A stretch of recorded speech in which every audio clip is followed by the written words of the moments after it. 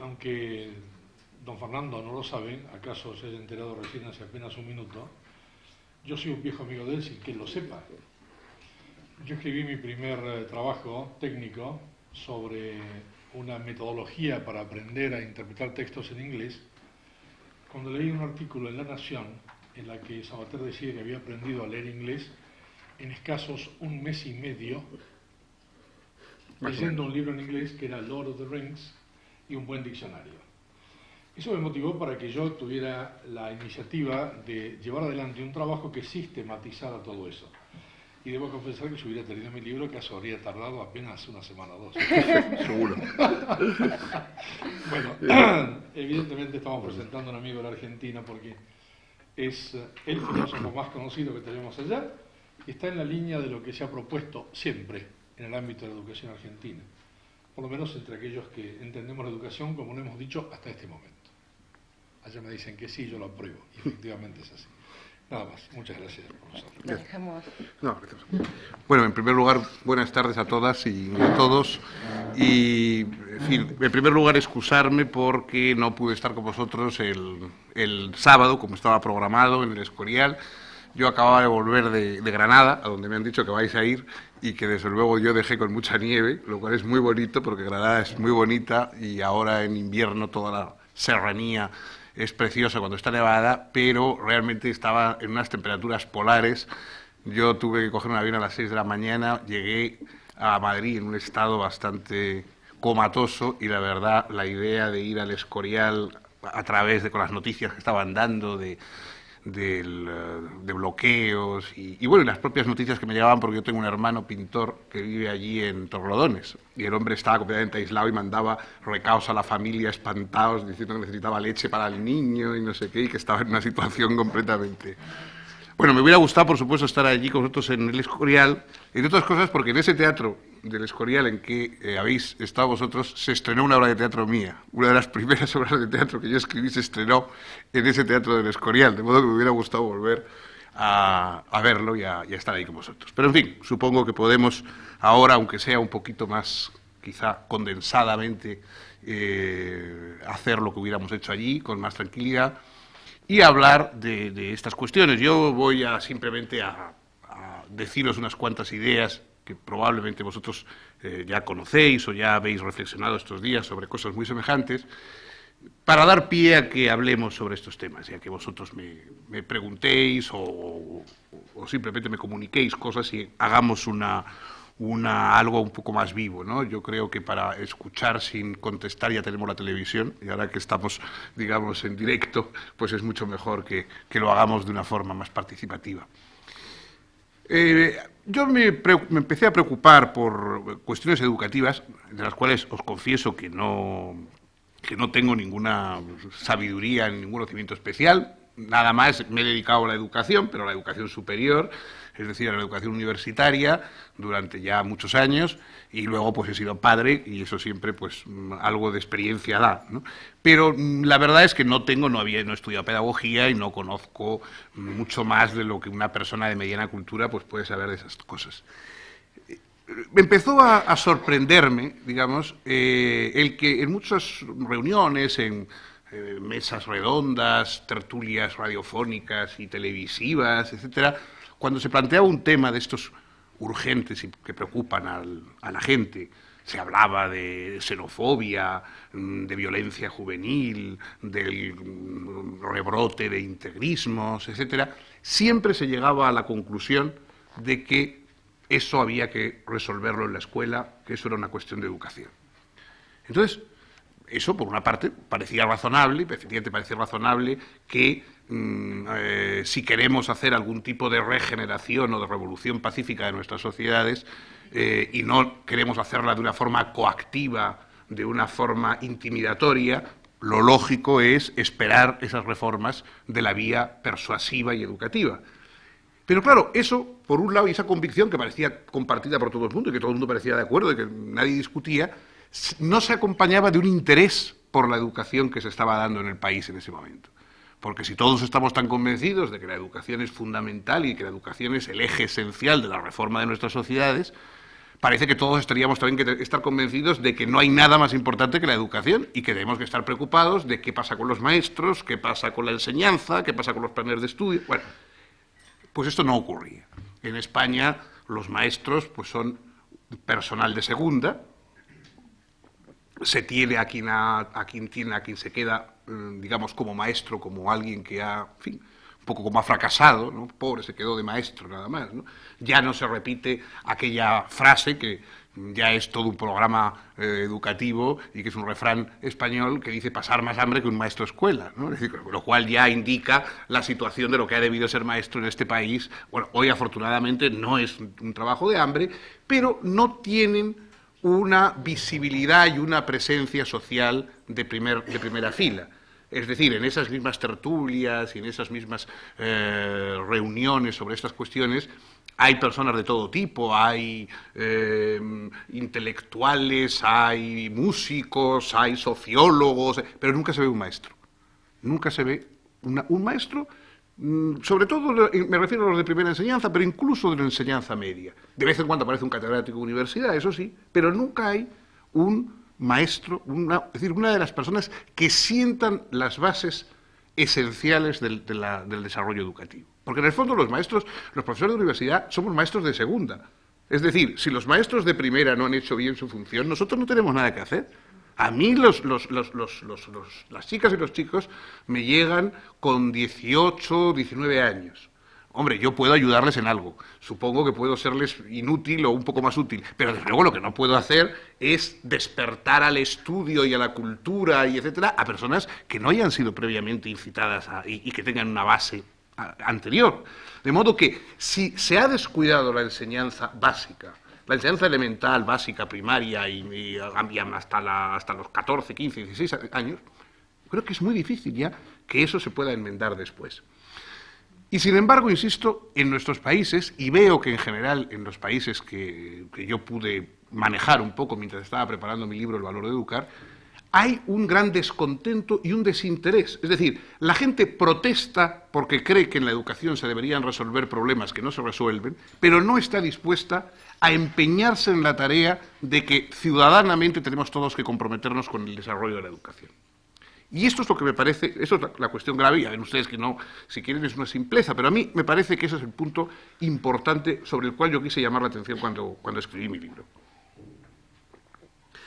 Yo he vivido varios cambios de gobierno dentro de un gran medio de información nacional en este país, y entonces la experiencia es que cuando va a cambiar el gobierno todo el mundo dice, bueno, ¿quién será ministro de Asuntos Exteriores? ¿Quién irá a ocuparse de Economía? ¿Quién va a ser ministro de Interior? Y cuando uno decía, bueno, ¿y de Educación? Todo el mundo, bueno, ya, sí, alguien se ocupará de eso. Claro, alguien, como mismo que alguien dirigirá correos, pues alguien se encargará de Educación. Es decir, eso no era prioritario porque con eso no se ganaban elecciones.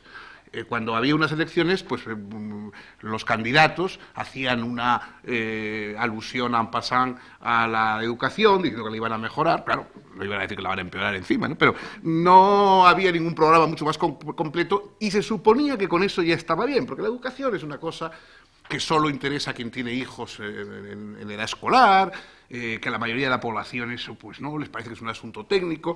Cuando yo escribí el libro El valor de educar, mi editor me dijo, hombre, todo está muy bien, pero por favor no pongas la palabra educar o educación en el título, porque eso es derogatorio y eso ya hace que la gente no se interese. Solo lo van a comprar unos cuantos maestros, que además no suelen tener mucho dinero para gastar en libros, la gente, alguno que tenga un padre que tenga hijos, tal, pero eso a los demás no les va a interesar.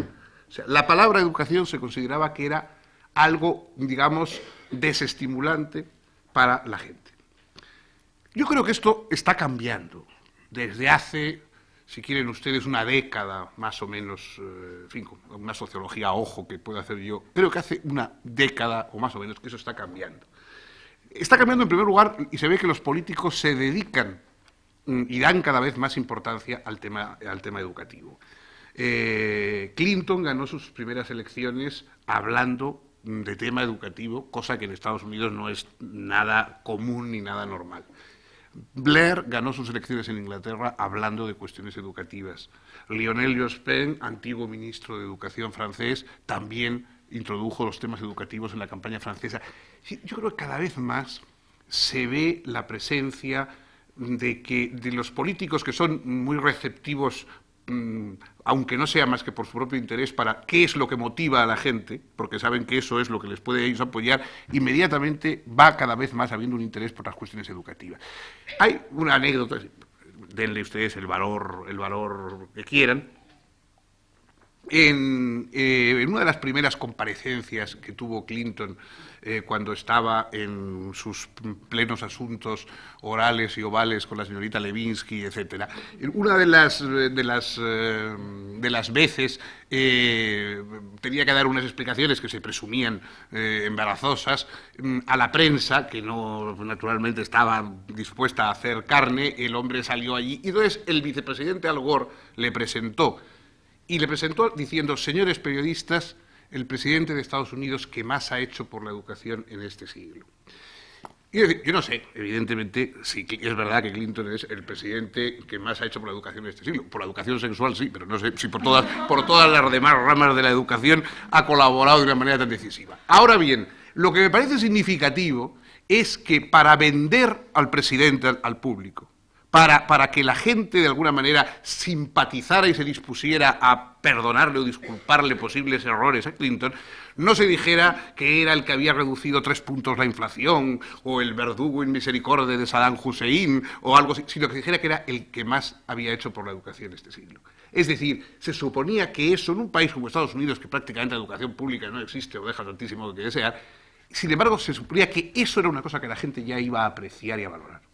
Y yo creo que esto cada vez más está ocurriendo en la mayoría de los países. Es decir, que hay ya un interés creciente bastante mayor del que ha habido en otras épocas. En uno de los últimos, creo que es el último libro, que escribió una persona que a mí me parece muy interesante, y lo ha sido durante muchos años, el economista y sociólogo canadiense, pero que ha vivido siempre en Estados Unidos, John Kenneth Galbraith. Galbraith, en el último libro, dice una frase que yo lamenté luego no haber leído antes porque habría incluido inmediatamente en mi libro, ¿no? Dice Galbraith: nuestras democracias actuales viven bajo el temor permanente a la influencia de los ignorantes. Yo creo que eso es importante, porque efectivamente, claro, la democracia se basa en que todo el mundo vota. En una sociedad en que los ignorantes son gran mayoría, la influencia que tiene el peso de los ignorantes en la toma de decisiones o en el bloqueo de las decisiones que habría que tomar es decisiva. Y yo creo que Galbraith no se refiere a los ignorantes en el sentido de la gente que no sepa cuál es la capital de Honduras o quién era el padre de Chindasvinto, ¿no? Ese tipo de datos y esa ignorancia la tenemos todos. Es decir, todos ignoramos infinitamente más cosas de las que sabemos. Eso no es el problema. El problema es la ignorancia de quienes no saben expresar sus demandas sociales a otros y comprender las demandas sociales inteligibles que les hacen otros.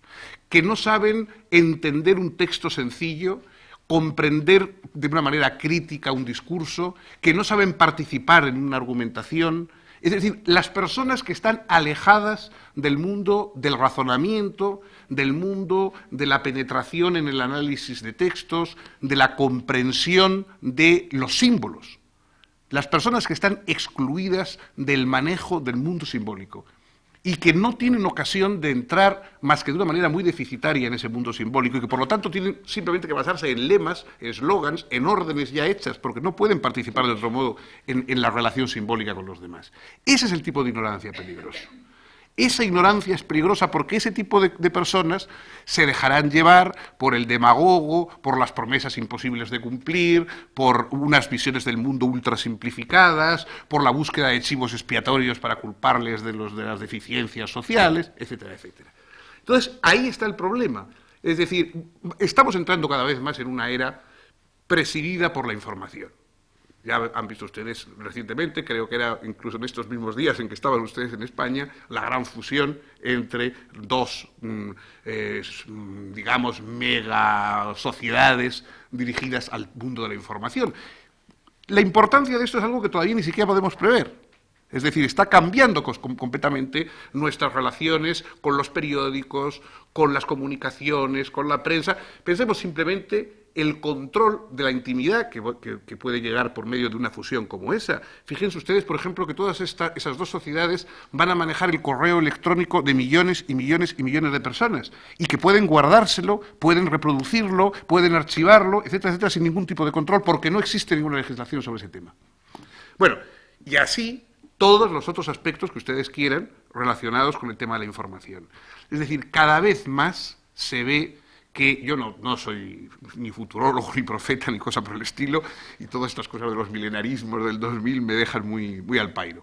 Ahora, yo creo que vamos a una época en que van a existir las grandes divisiones sociales, tanto dentro de nuestros países como entre unos países y otros, pero las diferencias no van a estar basadas exclusivamente en quién posee, digamos, más dinero, o quién posee tierras y quién no las tiene, etcétera, sino quién posee información y quién no la posee.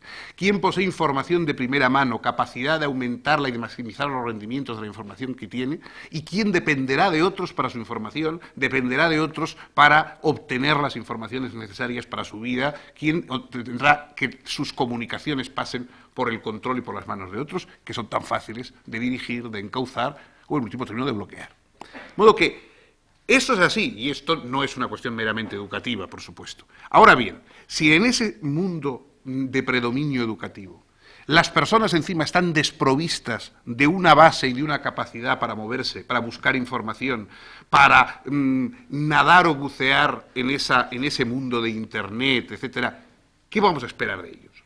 Fíjense ustedes, cuando se dice, bueno, ¿es Internet bueno o malo? Internet no es ni bueno ni malo, como no son ni buenos ni malos los bolígrafos. Es decir, ni el bolígrafo ha redimido al hombre de sus muchos pecados, ni tampoco es algo totalmente ocioso porque tiene unas utilidades. Y a Internet le pasa igual.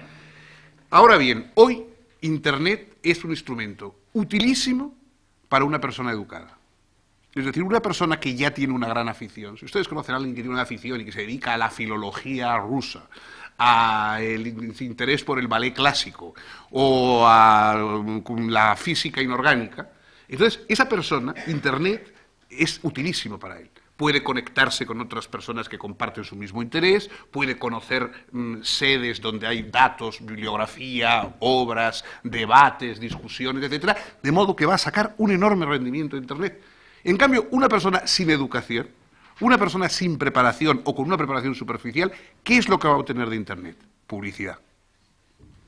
Porque en este momento lo que circula por la red es en más de un 95% publicidad de un tipo o de otro. Una publicidad, si tienen ustedes, más sofisticada, una publicidad un poco más compleja, pero publicidad. Entonces, quien no sabe lo que quiere buscar, quien no tiene ya previamente una base de interpretación y de educación, se va a perder en un supermagazín complejísimo de venta por correo, de ofertas, y quizá, pues, en ocasiones incluso de propagandas, pues, peores y con peores condiciones, ¿no? Entonces, yo creo que hoy es más importante que nunca la formación de los individuos. Una formación que no puede ser una formación cerrada, porque cada vez más estamos en una sociedad en que la idea de que el padre sabía lo que iba a hacer su hijo, o cada uno estudiábamos una cosa para toda la vida, y todo eso ya no ocurre.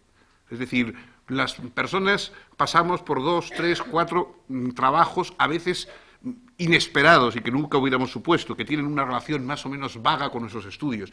Tienen una relación importante con nuestro estudio en el sentido de que el estudio nos ha preparado para pensar y para aprender nuevas cosas.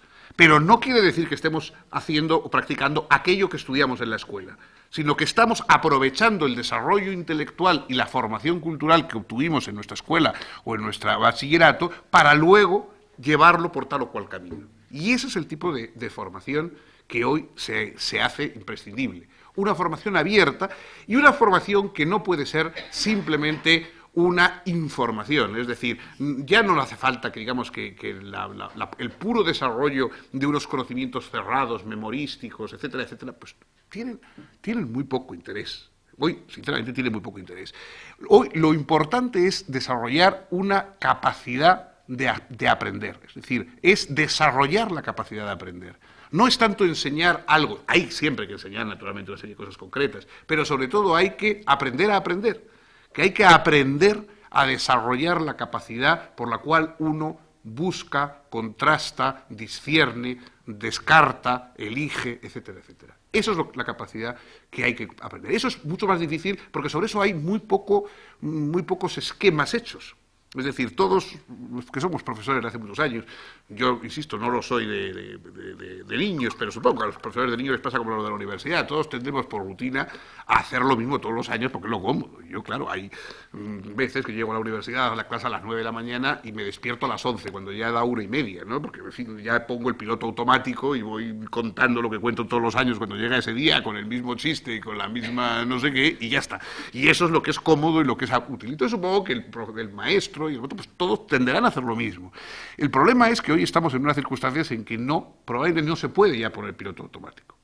Hay que llevar a cabo una labor mucho más inventiva, mucho más atenta al giro social que estamos teniendo y, sobre todo, con una relación con la ciudadanía.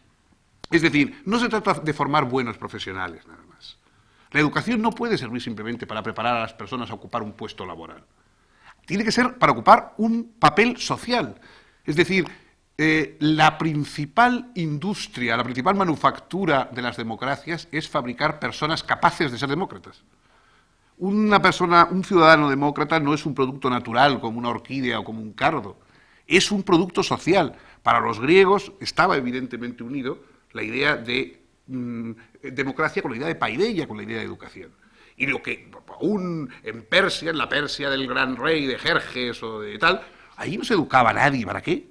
Se adiestraba en diversos papeles. El noble aprendía a cazar y a montar a caballo y a disparar con arco, el guerrero aprendía el manejo de unas cuantas armas ofensivas, el labrador las rutinas del cultivo del campo, el artesano algún tipo de artesanía, y se acabó. Nadie tenía una formación como una persona integral porque ninguno ejercía como tal, porque ahí había una jerarquización estricta en el campo político. En cambio, los griegos veían muy claro que su caso era distinto, porque allí todo el mundo era todo. Todos los ciudadanos tenían que optar, influir, decidir, participar en la decisión de todo. Y por lo tanto había que formarles para ser ciudadanos de la polis y no simplemente para ser tal o cual cosa concreta. Y hoy yo creo que estamos en el mismo papel, es decir, la ciudadanía hay que desarrollarla, hay que desarrollar esos valores que queremos luego encontrarnos en la sociedad. Esos valores no son simplemente algo opinable. A veces se dice, no, es que la enseñanza tiene que ser neutral, no puede decantarse. Bueno, tiene que ser neutral en el sentido de que respecto a las diversas opciones políticas o diversas interpretaciones económicas de la realidad o diversas vías, digamos, de desarrollo, pues hay diversas opiniones y efectivamente el educador no tiene por qué dirigir el voto o las conciencias de los alumnos. Ahora, hay una serie de cosas, por ejemplo, la xenofobia, por ejemplo, la tortura, por ejemplo, la utilización de la violencia, por ejemplo, incluso la solidaridad o la protección al débil, la protección al niño, a la mujer, la educación universal, etc. Todas esas cosas no son... La democracia no puede ser neutral ante esas opciones. Son imprescindibles, son valores básicos. La democracia es una toma de decisión por un tipo de sociedad, no por cualquier cosa. Es decir, no todas las sociedades son demócratas, ni siquiera, por supuesto, todas las sociedades que tienen elecciones ni votaciones. La democracia es un conjunto de valores determinados y por eso nacen normalmente en sus orígenes por medio de movimientos revolucionarios que rompen con una situación de privilegio, de rutina y de jerarquías establecidas anteriores.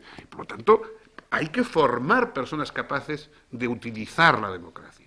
¿Cuáles son los valores básicos, aparte de estos valores de convivencia, de solidaridad, digamos, de reconocimiento de la tolerancia, es decir, de saber que todos tendremos que convivir en una sociedad libre, todos tendremos que convivir con lo que no nos gusta? Es decir, la base de la tolerancia no es que a uno le tiene que gustar todo, porque eso no es tolerancia, sino imbecilidad. Es decir, hay cosas que te gustan y cosas que no te gustan, hay formas de vida, hay conductas sexuales, hay visiones religiosas, etcétera, que a uno le gustan o no le gustan. No a todo el mundo tiene que gustarle todo.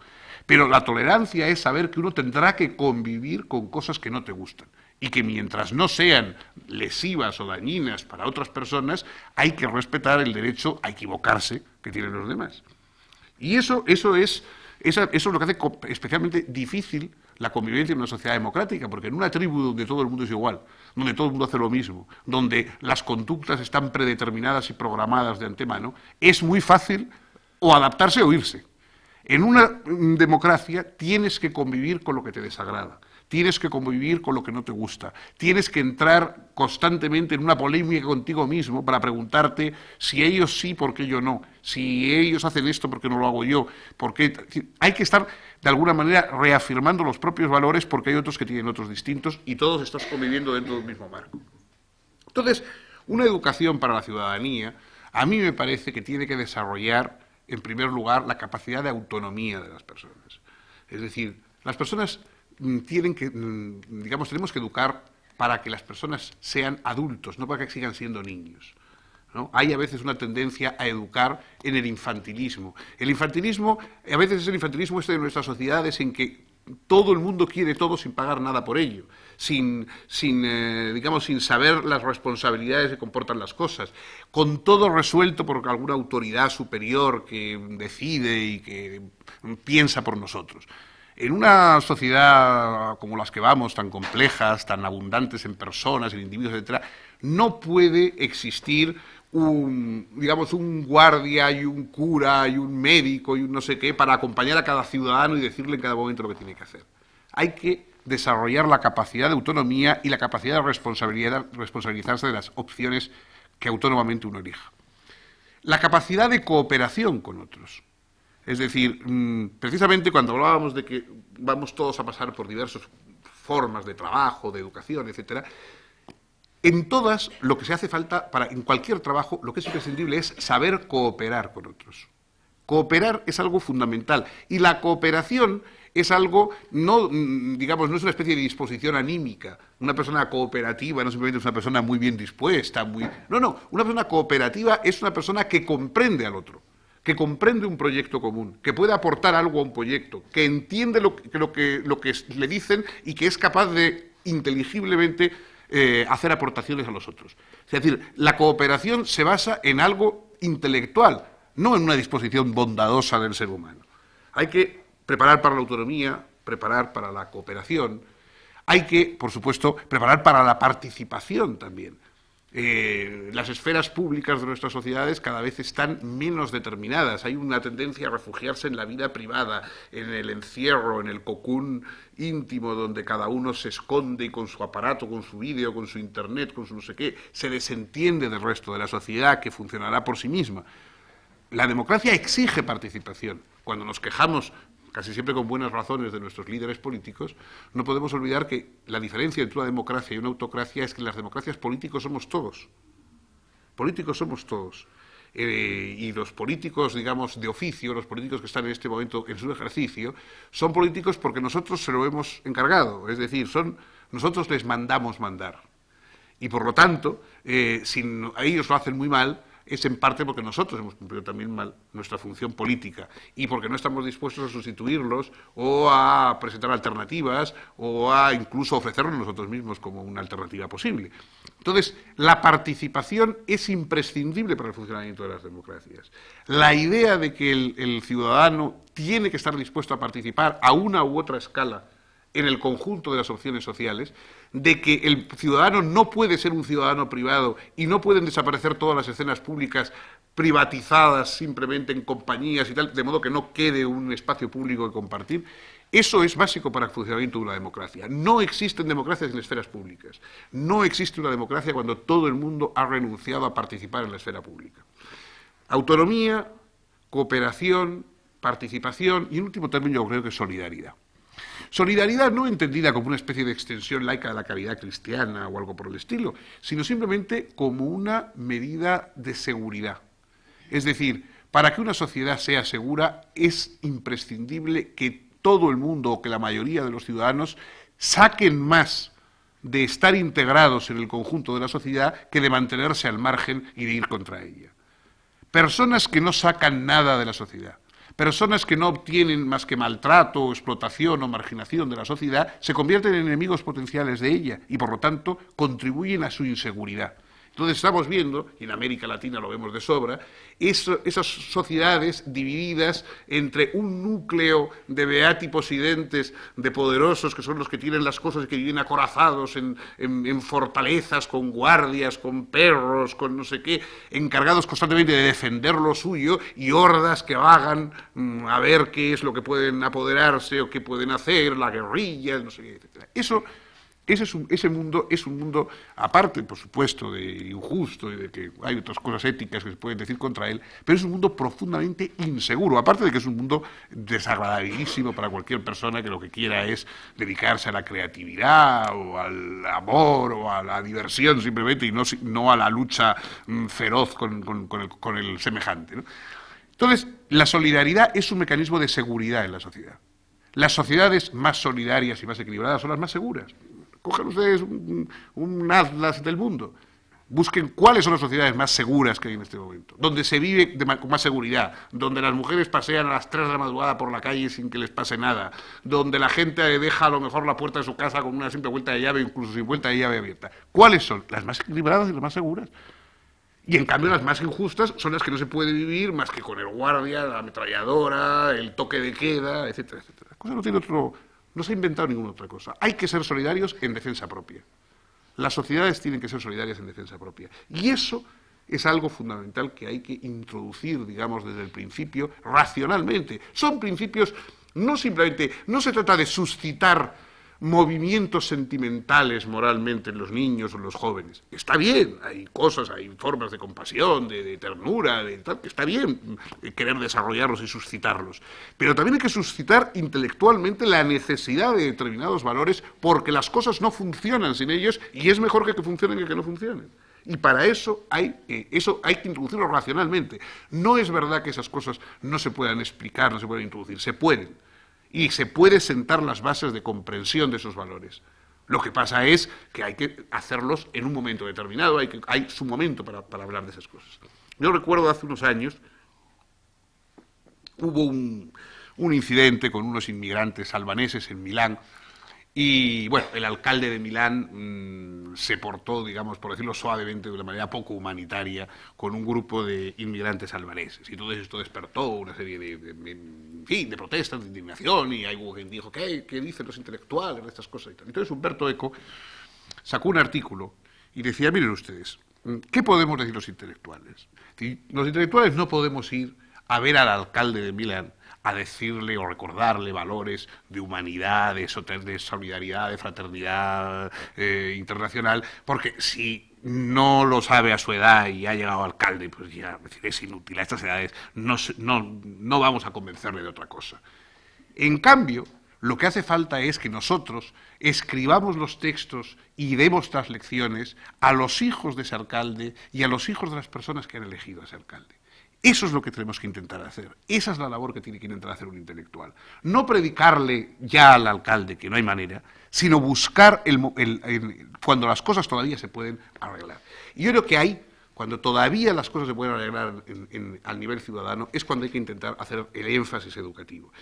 Y ese énfasis, evidentemente, los políticos no lo van a hacer salvo presionados por una exigencia ciudadana. Si los ciudadanos se desentienden de la educación, si solo se preocupan de ella los que tienen hijos en edad escolar, si los demás piensan que después de todo, pues, ¿qué más da? O ya se resolverá, o eso que lo hagan los técnicos. Esto es una cuestión que toda la sociedad tiene que plantearse. Primero porque toda la sociedad tiene que educar. En una democracia todos estamos permanentemente educándonos unos a otros. Se educa en la escuela y en la universidad y en el instituto, por supuesto. Se educa también en la familia, obviamente. No se puede obviar el papel de la familia o del núcleo, digamos, sea de una estructura o de otra, de personas ligadas íntimamente, afectivamente al joven, al educando. Ese papel no se puede obviar. Vivimos en sociedades en que la gente paga por quitarse responsabilidades de encima. Yo ya le he pagado el mejor colegio, yo ya le he enviado... Eso no dispensa absolutamente a ningún padre o a ninguna madre de su propio papel. Entonces, se educa en el colegio, en el instituto, se educa en la familia, se educa en los medios de comunicación. que no solamente están dedicados a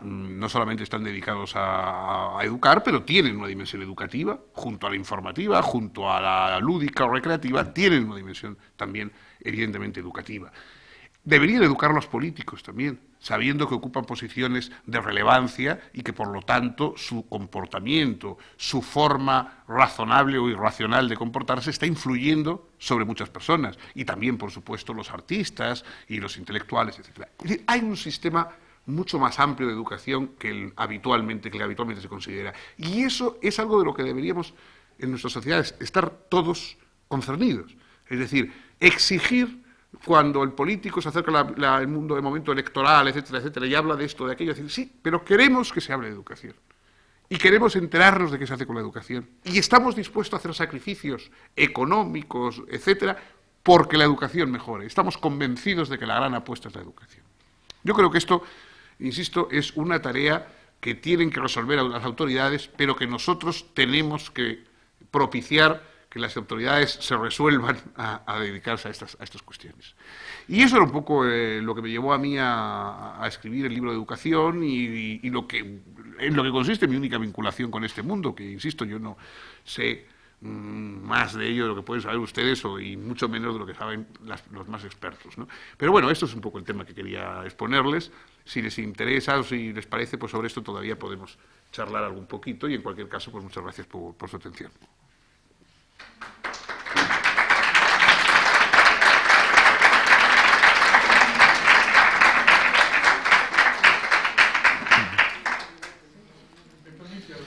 Claro. Da la impresión, por lo que hemos escuchado, y eso se ratifica y se ratificó a lo largo de las ponencias que hemos tenido estos 2 días, que lo que tenemos que hacer es poner los valores en acto. En realidad, los mecanismos didáctico-pedagógicos a los que como docentes estamos sometidos no siempre favorecen ese tipo de disponibilidad. Y seguimos muy atados a una serie de circunstancias que tienen más que ver con los datos, que tienen más que ver con el conocimiento, que con una disposición actitudinal que nos permita, como docentes, asumir ese rol que usted dice. Si nosotros lográramos efectivamente conseguir que los maestros nos pusiéramos en acto solidario, no transmitir, como decíamos hace un rato, la conciencia del acto, la conciencia del amor, la conciencia de la voluntad, sino asumir la voluntad en acto, asumir el amor en acto, asumir la solidaridad en acto, evidentemente daríamos un paso muy adelantado. Iríamos muy bien. El problema serio es que hay una ruptura tremenda entre lo que sabemos que hay que hacer y lo que verdaderamente podemos hacer. No solamente en el ámbito de la Argentina, sino también, lo vivo yo desde hace años que estoy viviendo en España, también en el ámbito de la educación española. Los maestros españoles, yo me atrevería a decir ya, tenemos, porque me siento parte y soy muy peleón y me enojo mucho, como corresponde además con hijos de edad escolar, tenemos que asumir algo más que una mera explicación de lo que pasa, para encontrar un catalizador que nos ponga a todos en marcha. Y ese catalizador, desgraciadamente, y no quiero ser con esto ni apocalíptico, ni criticón, ni nada por el estilo. Estoy tratando de describir una situación que verdaderamente me preocupa. Mis hijos están creciendo aquí, por supuesto, y lo digo con profundo dolor, mejor de lo que crecieron en Argentina, por muchas cosas que ustedes escribieron también. Pero a mí me gustaría saber cómo podríamos hacer para que todo lo que usted dijo se pudiera poner efectivamente en el eje de las actitudes. Y eso no corresponde que usted lo diga, y lo digo sinceramente. Eso corresponde que lo descubramos nosotros. Como decíamos hace poco, tenemos que llegar a descubrir el valor, sin que nos expliquen y tomemos conciencia de lo que es el valor. Hay que asumirlo como valor. Es decir, hay que ser valeroso, hay que ser todo lo que dijimos. Y ese es un punto en el que se acaban las palabras. Habrá que hacer algo. Y sinceramente, y ahora sí viene el comentario. A ver, ¿qué hacemos, por favor? No, yo, vamos, evidentemente no tengo usted puede comprender, ninguna clave en ese asunto. Y de hecho yo lo que quería precisamente era llamar la atención sobre esto. Es decir, muchos padres de familia, pero también los que no son padres, los ciudadanos, etcétera, no tienen, por ejemplo, ni idea de los planes de estudio que existen en este momento. No saben qué se está estudiando en un lugar o en otro. No saben cómo podrían las cosas ser de otra manera de lo que son. Ni se les ha explicado, ni ellos han tenido curiosidad de enterarse. Es decir, que mientras que la gente dedica horas y tiempo y esfuerzo a aprender cómo se maneja el último computador, electrónico, no sé qué, o cómo se entra en Internet, o cuál es el programa tal, pero en cambio no ha habido un interés por enterarse, por ejemplo, del plan educativo que está funcionando en ese momento.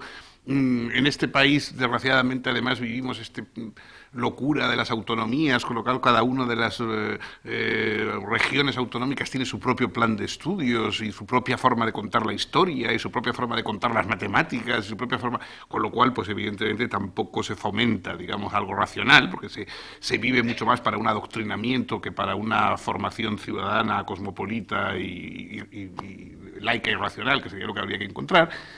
Y eso es algo porque se tolera, es decir, o sea, eso es algo que se abandona simplemente y que no se presta interés o se cree que es imposible comprenderlo, ¿no? Yo lo que intenté en el libro es demostrar que una persona normal, con interés, puede comprender estas cuestiones. Es decir, es verdad que la mayoría de los libros de pedagogía son libros muy intimidatorios para el profano. Es decir, una persona normal, un padre, una madre, etcétera, que quieren enterarse si se compran un libro de pedagogía, no entienden nada. Porque la jerga que se utiliza allí, la palabrería, la forma de plantearse es verdaderamente inescrutable. Entonces, habría que intentar poner estas cuestiones al alcance, hacer una posibilidad de que estos debates llegaran a la gente. Pero claro, luchamos con muchos frentes. Por ejemplo, habría un medio magnífico para llegar a estos temas, que es la televisión. Es decir, la televisión podría propiciar debates sobre estas cuestiones educativas. Podría haber personas hablando y exponiendo diversas opciones alternativas educativas y la gente enterarse, digamos, y de alguna forma participar, aunque no fuera más que con sus comentarios, con su carta. Pero claro, ya hemos visto que la televisión no es precisamente un elemento educativo, me parece que en casi ningún sitio. O sea, se ha convertido simplemente en una prodigiosa máquina de diversión. De vez en cuando tiene unos ramalazos de información, más o menos sesgada, pero desde luego renuncia completamente a cualquier dimensión educativa. Y eso yo, al menos aquí, yo la única televisión que conozco que sea un poco más educativa en ese sentido es la televisión francesa, donde existen los debates, existe una cierta pedagogía por la palabra, que aquí, desgraciadamente, en nuestros países, pues no, yo creo que no existe, ¿no? Pero bueno, ahí está la cuestión. O sea, es decir, no hay de ninguna parte van a venir a salvarnos. O sea, es decir, que no, es lo que hagamos nosotros y lo que reclamemos y hasta qué punto llevamos esta convicción que no se quede en esta cosa tan, digamos, tan española que es la actitud de despotricar. Que es un poco decir, en este país al menos, cuando uno ha despotricado, ya siente que ha hecho todo lo que tiene que hacer por la comunidad. Es decir, bueno, yo ya he dicho que todo esto me parece muy mal. Bueno, pues no sé, pues a usted ha dicho que le parece muy mal, pero no ha dicho cómo salimos de eso que está muy mal, ¿no?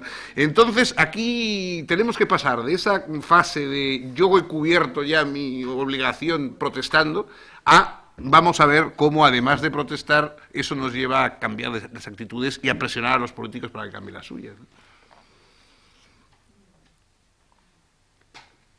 Entonces ahí está demostrando, haciendo en hechos algo muy distinto que en la palabra. Entonces le demuestra al chico que en realidad su accionar, su conducta, no tiene que ser ni lo que dice ni lo que hace el padre. Entonces pierde el modelo de autoridad, el valor de lo que debe ser seguir una tradición o una costumbre desde las pequeñas cosas. Bueno, a mí desde luego me parece efectivamente que hay una cierta dimisión, digamos, de los padres y las madres respecto a su papel, ¿no? Es decir, vivimos en un momento en que, yo no hablaría de crisis de valores, las crisis de valores son cosas de los curas, ¿no? Los valores no es que entren en crisis ni no crisis, los valores siempre están en crisis porque nacen de las crisis, es decir, nacen frente a la situación de crisis, ¿no? Lo que se ha perdido pues es ciertas tradiciones o ciertas rutinas autoritarias que había socialmente y que decían que había que llevar la falda a una altura o a otra o no sé qué. Estas cosas no tienen ninguna importancia. Pero es verdad, efectivamente lo que usted señala. Es decir, lo que existe es el problema de que el padre y la madre, en ocasiones, la sociedad actual, no quieren cumplir su función, no la quieren cumplir su función porque es una función que les envejece. Es decir, nuestra sociedad es una sociedad en la cual todo el que no es joven está enfermo. Y por lo tanto, claro, el papel del padre y de la madre es un papel senior. Es decir, no se ha inventado la forma en que el padre y la madre sean más jóvenes o igual de jóvenes que sus hijos. De momento no hay más remedio que soportar que sea ser mayores. Es decir, comprendo que a todos nos desagrada profundamente, pero es así. Entonces, claro, el padre cuya ilusión es decir, yo soy el mejor amigo de mi hijo. Bueno, ¿por qué no puede gustar ser su padre? Porque amigos tiene varios, en cambio padre no tiene más que usted, y sería mucho más interesante el papel del padre. Pero el papel de amigo es un papel joven y el papel de padre es un papel viejo.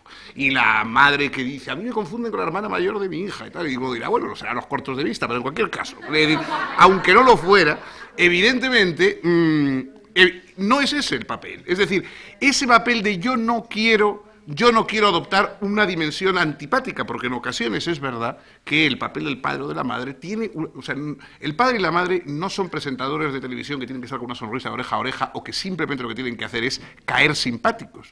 A veces los padres, como los profesores, como los maestros, parte de nuestra obligación es no caer simpáticos, es decir, presentar una resistencia, ¿no? Todo el que crece, como la hiedra, crece apoyándose en algo. Y nosotros tenemos que hacer eso en lo que se apoyan para crecer y por lo tanto tenemos que ofrecer una resistencia. Ahora, claro, como muy bien señalas, lo mismo que ellos los padres que están sentados delante de la televisión diciendo, niño, vete a leer, no lo veas, no la televisión. Claro, que bueno, pero es que no veo a nadie leer en esta casa. ¿Ya? ¿Por qué tengo que leer yo? Porque me han castigado a leer. Claro. Entonces, en una casa en que el niño ve que se lee y ve que hay un aprecio por la lectura y tal, no hace falta decir que se lea. Es decir, ya estás viéndose la lectura. Pero si, claro, tú estás viendo que la gente lo que quiere es ver la televisión, pues tú dices, pues yo, ponme una en mi cuarto, yo también, ¿no? Y todo lo demás. O sea que, efectivamente, digo en las familias normales, evidentemente hay muchas razones sociológicas, etcétera, que hacen que la sociedad actual, pues, la transformación del papel de la mujer, que es quizá la gran revolución de los últimos 150 años, pues evidentemente hace que un tipo de familia basada en la mujer permanentemente en casa, tal y cual, eso ya no existe. No existe tampoco, en muchos casos, pues una familia, digamos, con ese tipo de consolidación y de unidad y de ramificaciones parentales, digamos, que ha vivido en otras épocas. Eso no existe y, por lo tanto, hay que afrontar la familia tal como hoy es. Pero dentro de la familia, sea monoparental, sea con el juego que sea, la persona que represente, digamos, la ley simbólica para el joven desde el afecto y no desde la simple imposición, pues bueno, eso es fundamental. Es decir, aquí hace unos años hubo una cosa que no sé si existirá algo, supongo que sí, porque estas cosas son en todas partes. Hay unas discotecas, etcétera, que funcionan todas las noches, toda la noche, todo el fin de semana, seguidas, día, noche, y en fin, bueno, total, que los chicos, las chicas salían de su casa el viernes y volvían el lunes en un estado más o menos comatoso. Entonces, los padres se preocupaban muchísimo y esto tal. Entonces, yo estuve en un debate en la radio en qué había que hacer. No había que hacer, había que poner policías a la puerta de no sé qué, en las carreteras, impedir que tal, los controles. Es decir, eran padres que creían que ellos no podían controlar a sus hijos, pero que el ministro del Interior iba a controlar a los hijos de todos los españoles. Es que eso es completamente absurdo.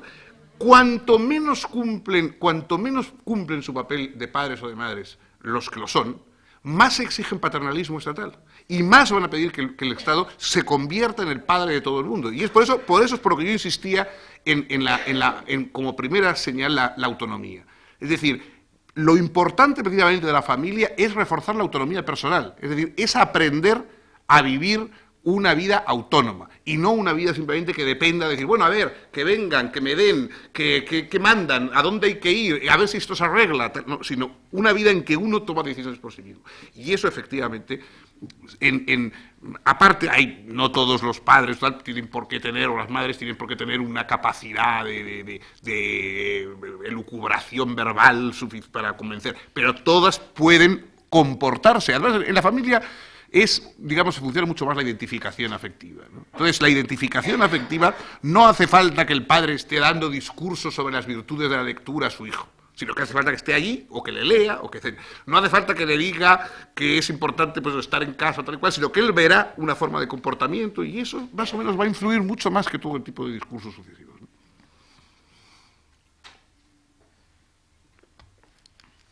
Yo le quisiera preguntar, durante el día de ayer y de hoy, se habló mucho de los cambios que se están viviendo en la educación en España a través de la integración total que quieren hacer con distintos tipos de discapacidades.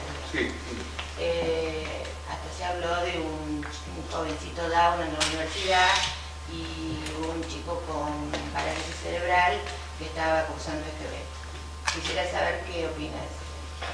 Bueno, yo creo, en primer lugar, que educar es, digamos, desarrollar a los ciudadanos en sus capacidades, a todos. Es decir, todos somos discapacitados para cosas. Para empezar por eso, que es una cosa obvia. Es decir, pues uno es discapacitado en un sentido y otro es discapacitado para las matemáticas o para correr los 100 metros lisos o para lo que sea. Todos somos discapacitados para cosas y a todos, de alguna forma, hay que intentar potenciar nuestras posibilidades y compensar nuestras deficiencias. Y eso le ocurre al que tiene síndrome de Down, o que le ocurre a usted, a mí y a todos, ¿no?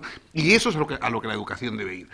El problema es, hoy todo el mundo tiene derecho a la educación y eso introduce un número muy alto y muchas veces, entonces, sobre el papel, porque aquí, al menos en España, se han hecho reformas bien intencionadas sobre el papel, pero se ha olvidado el pequeño detalle de un presupuesto o de un tal para implementar esos casos. Entonces, claro, sobre el papel todo se soporta. Todos con una hoja de papel y un bolígrafo hacemos un plan del universo que no hay forma, digamos, de que ni el creador lo mejore. Pero claro, luego hace falta unos presupuestos. Aquí se hizo hace unos años un intento de una especie de pacto social entre personas implicadas en el tema educativo, padres, sindicatos de enseñantes, incluso algún partido político, etcétera, para comprometerse a que a medio plazo hubiera un respeto a unos presupuestos determinados para educación que estuvieran al margen de cualquier tipo de cambio político. Es decir, que no fuera que si vienen estos suben mucho porque les parece o estamos en periodo electoral y tal y cual, sino que ya se decidiera que tenía que haber un determinado presupuesto, un quantum de presupuesto a medio plazo, corto medio plazo, para cumplir los proyectos. Porque claro, es que efectivamente se habla de profesores de apoyo, por ejemplo. Bueno, pero eso ¿de dónde salen los profesores de apoyo? Se hablan de salas de tal y de cual para estar integrados, pero a la vez tener una atención personalizada. ¿De dónde salen esas salas? Etcétera. Se habla de la formación permanente del propio profesor, porque claro, cada uno de nosotros somos conscientes de que ya no podemos enseñar muchas de las cosas que a nosotros nos enseñaron. Tenemos que aprender otras cosas. Entonces, al maestro, al profesor, no puede estar a la vez dando 40 horas de clase a 400 alumnos, y encima por las noches quedándose para prepararse y estudiar. Hay que darle, pues eso, tantos meses al año para reciclarse, para seguir máster, para desarrollarse y tal, y eso cuesta dinero porque hay que sustituirle por otro profesor. Todas esas cosas yo creo que están muy bien. Creo que tienen que estar financiadas. Creo que también debe pedirse una cooperación en ese sentido a la enseñanza privada, siempre que esté concertada, etcétera, etcétera, o que tenga beneficios por parte del Estado. Porque claro, aquí también ocurre otra cosa. Hay una forma de ir, digamos, degradando la enseñanza pública frente a la privada. Y es que todos los casos, estos que hemos mencionado, de educaciones especiales, pero también simplemente los de integración de minorías étnicas, etcétera, que todos ellos presentan, pues, unos por un lado, otros por dificultades, todo eso la enseñanza privada se nos quita de encima. Como tiene la posibilidad de decidir ese punto más o punto menos, se los va quitando de encima. Y todo eso va a la enseñanza pública. Con lo cual, claro, está muy bien que la enseñanza pública atienda a eso, pero claro, cada clase de la enseñanza pública está sobresaturada de casos especiales con profesores que no pueden atenderlo a todo, mientras que en cambio al lado está la enseñanza privada con todos bien blanquitos, bien ordenaditos, bien tal cual. Claro, entonces eso es lo que no puede ser. Porque claro, está muy bien que todos compartamos, pero todos tenemos que compartirlo. No que quede exclusivamente como una carga centrada solo en la enseñanza pública y de la que la enseñanza privada se la quita de encima. Y claro, el que tiene dinero diga, pues yo lo mando al grupito, al gueto de elegidos, y ahí luego quedan los gitanos y los demás quedan en el otro lado. Eso es lo que hay que evitar, ¿no? Y a mí, pues desgraciadamente ahora, pues claro, en este momento la tendencia política que gobierna en España pues es más de privilegio a la enseñanza privada y, en fin, la enseñanza pública pues considerarla como algo que, un poco, digamos, tener una enseñanza de 4 tenedores, ¿no? Y luego una especie de fast food educativo, ¿no? para todo el mundo, ¿no? Entonces, que en fin, hay el McDonald's educativo y luego está la enseñanza de 4 tenedores para que pueda pagársela, ¿no? Y entonces, Precisamente ahí está el tema. El tema está ahí. Porque si nosotros estimulamos la competencia entre nosotros, al mismo tiempo vemos que por allá arriba se abrazan entre los poderosos porque no quieren competir entre ellos, nosotros tenemos el festín del McDonald's, de la carne aplastada, picada, y ellos tienen el festín del pavo de Nochebuena. Y así no es la cosa. Así que tenemos que aprender también a hacer esos menesteres, tales como, por ejemplo, votar. ¿Digo yo? Sí.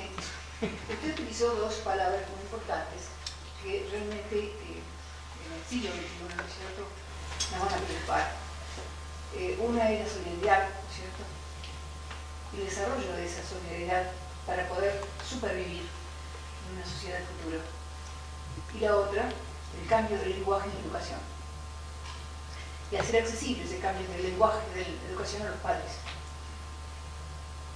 yo creo que son 2 temas, efectivamente. Bueno, el tema de la solidaridad es un tema que hay que intentar, digamos, quitarle el carácter de hay que ser buenos, ¿no? Es decir, no es que haya que ser buenos así porque, en fin, porque esté feo ser como Nerón, ¿no? O sea, hay que decir que también. No, pero aparte de que está feo ser Nerón, es que realmente una sociedad que vamos hacia los 6.000 millones de seres humanos sobre la Tierra, con problemas planetarios que van desde el hambre, la guerra, el medio ambiente, etcétera, etcétera, no puede funcionar sobre criterios que excluyan la solidaridad, es decir, creando pequeñas balsas donde se salvan unos cuantos mientras los tiburones históricos se comen a todo lo demás, porque es que no funciona. Lo que ha pasado en Seattle hace poco, etcétera, indica lo que puede ocurrir a muchos más niveles. Entonces, estamos creando sociedades brutalizadoras para los ricos, porque tienen que brutalizarse para seguir siendo ricos y defender lo suyo, y brutalizadoras naturalmente para el resto de los pobres, porque no tienen educación, no tienen higiene, no tienen salud, no tienen tal.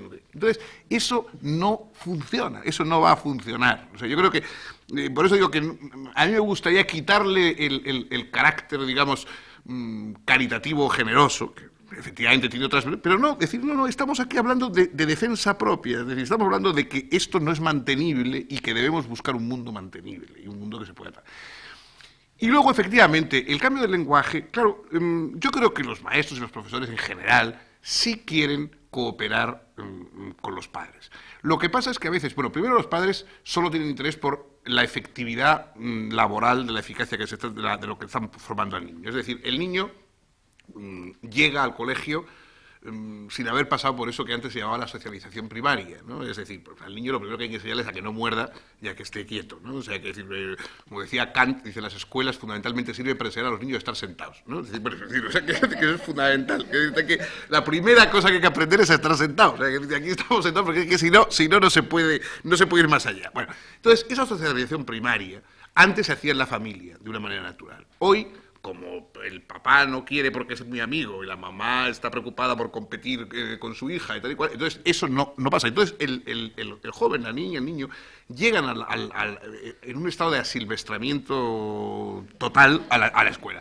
Entonces, claro, el maestro tiene que ser a la vez profesor y domador, porque tiene que estar domando a los niños, bien, siéntate, tal, quieto, y luego enseñándole geografía. Claro, no hay manera. O sea, con las 2 cosas a la vez no hay manera. Entonces, yo creo que es verdad que yo conozco padres que no pueden, porque mi hijo yo no le puedo con él, porque no sé qué y tal y cual, pero si luego se han enterado que el maestro ha utilizado la más mínima coacción sobre el niño, desde tirarle de una oreja a no sé qué, se presentan a la puerta de la escuela con una estaca para pegarle al maestro, no para pegarle al niño.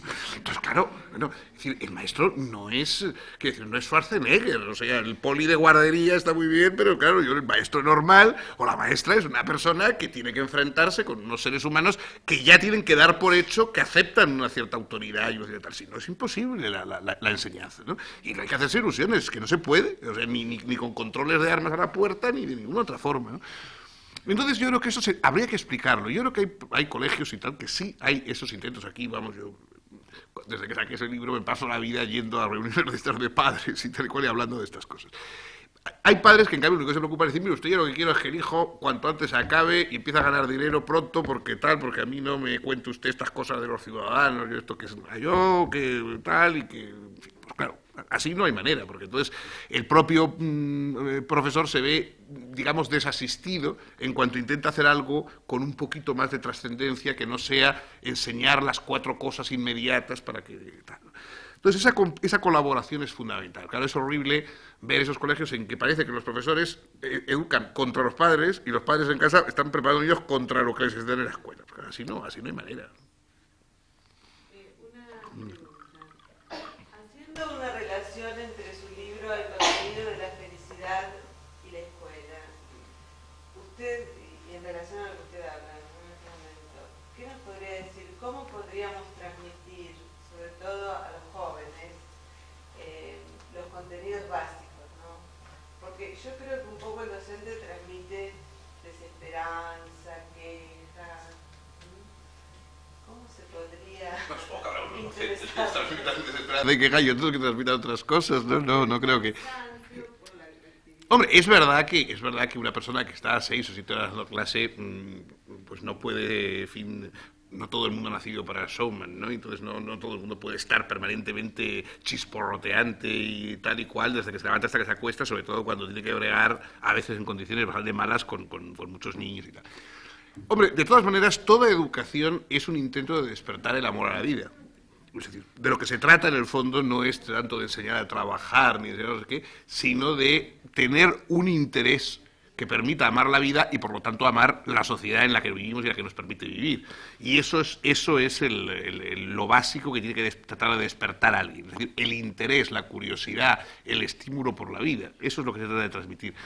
Ahora, claro, yo creo que un maestro que tenga un número adecuado de alumnos, un maestro que esté bien tratado administrativamente, que tenga sus posibilidades de reciclar sus conocimientos, etcétera, etcétera, pues probablemente estará en una disposición personal mucho mejor para cumplir esa función que una persona sobrecargada de trabajo, abandonada por la administración, perseguida por los padres, arrinconada por los medios de comunicación que le atribuyen todos los males de la sociedad, y que evidentemente entonces cuando el hombre llegue por la mañana, pues en vez de enseñar a amar la vida, enseñará a quejarse, porque claro, es lo que le pide el cuerpo.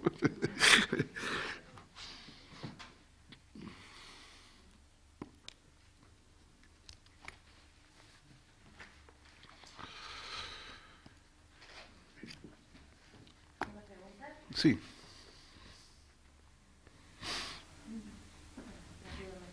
Pues si se va a acabar aquí, yo quisiera cerrar diciendo que ha sido una clase de realismo fenomenal. Bueno, pues eso se trata así.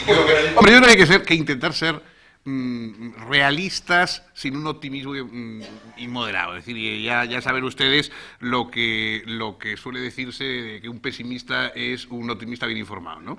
Entonces, bueno, yo quisiera, digamos, que fuéramos optimistas bien informados, ¿no? Es decir, no en el sentido paralizador del pesimismo, porque, claro, hay que dicen, no, es que no se puede hacer nada, porque la televisión, el sistema, la corrupción universal, bueno, entonces nada, pues entonces simplemente el suicidio masivo de las sectas estas que se tiran a un volcán todos juntos y ya pues acabamos y dejamos de sufrir.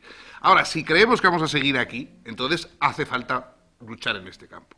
Y yo creo que eso no hay más remedio que hacerse oír y hacer comprensibles estas cosas, que todavía no lo están del todo para nosotros mismos. O sea, no busque nadie un gurú que le explique estas cosas. Me parece que tú mismo lo decías antes. Esto es algo que tiene que salir de nosotros y de la interrelación entre nosotros y tanteando a ver si sale bien. Nos equivocaremos una vez y no, este no es el camino. Esto no, hay que cambiar, pero es importante dedicarse a ello. Eso es lo que yo creo que...